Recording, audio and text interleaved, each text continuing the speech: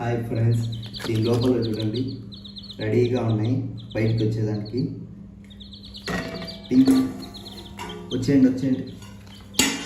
ఇప్పుడు నేను ఏం చేస్తా అంటే దీంట్లో పైన ఇట్లా గుడ్డేస్తా. ఇది చూడండి,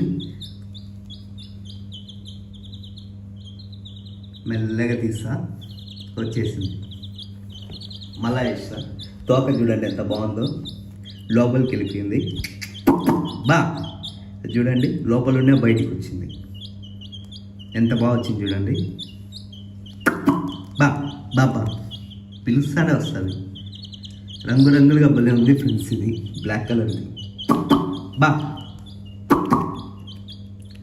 ఎంత బాగా వస్తాయి పిలుస్తానే.